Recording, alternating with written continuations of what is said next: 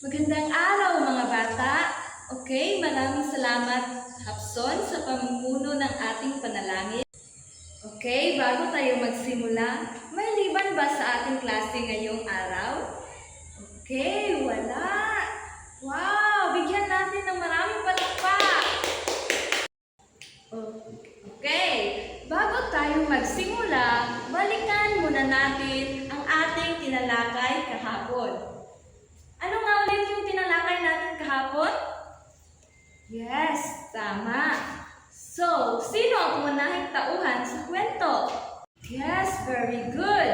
Ang pangunahing tauhan natin sa kwento ay si Nana Sindang. Ano ang trabaho ni Nana Sindang sa kwento? Yes, tama. Okay, paano naman niya tinulungan ang kanyang mga pamilya?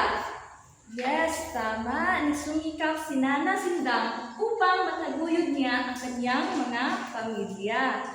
May ipapakita ako sa inyo na larawan.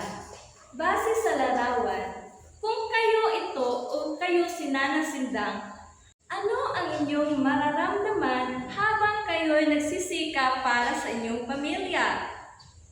Yes, very good.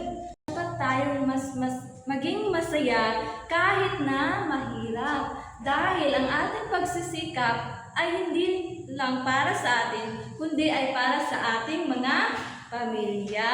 Tama.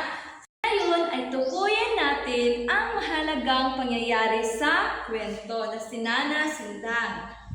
Ngayon ay maipapakita ako ng mga pangyayari na mula sa kwento na ating tinalakay kahapon. Pakibasa. Okay, maraming salamat. So, alin sa mga ito ang mahalagang pangyayari sa kwento? Magaling! Lahat ay mahalagang pangyayari sa kwento dahil si Nana Sindang ay nagtitinda at naglalabada para kumita ng pera. At hindi rin siya sumuko kahit mahirap ang buhay at kanyang inalagaan ang kanyang pamilya. May kilala ba kayong katulad ni Nana Sindang na nagsisikap para sa pamilya? Okay, maraming salamat. Ngayon, kumuha kayo ng isang kalahating papel para sagutan ang mga katanungan na ito. Una, paano ninyo maipapakita ang pagtulong sa inyong pamilya? Pangalawa, batay sa kwento na ating tinalakay kahapon na si Nana Sindang, ano ang aral na inyong natutunan? Mayroon kayo 5 minuto para sagutan ito. Okay. Tapos na ang 5 minuto. Pakipasa sa harapan ng iyong mga papel. So, ang kwentong si Nana Sindang ay nagpapakita ng pagsisikap, pagtsatsaga, at pagmamahal sa pamilya. Marami tayong makikita katulad ni Nana Sindang dito sa tunay na buhay. So bilang mga bata, maaari tayong tumulong sa simpleng paraan katulad ng mag-aral ng mabuti at tumulong sa mga gawaing bahay. Ngayon, sa ating pagtataya, kumuha kayo ng isang kalahating papel at sagutan ito. So, paano to? Basahin at sagutin ng mabuti ang sumusunod.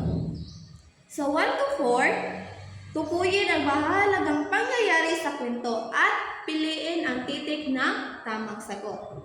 At sa 5 to 8, ay isulat ang mga mahalagang pangyayari sa kwento. Sa 9 to 12, ito ay basahin at sagutin ang mga tanong at iugnay sa tunay na buhay.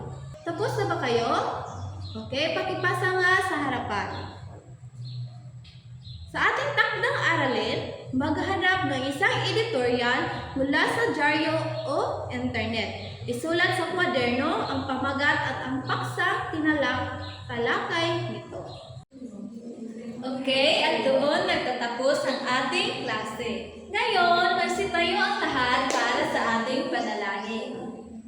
Amen. Goodbye mga bata! Goodbye!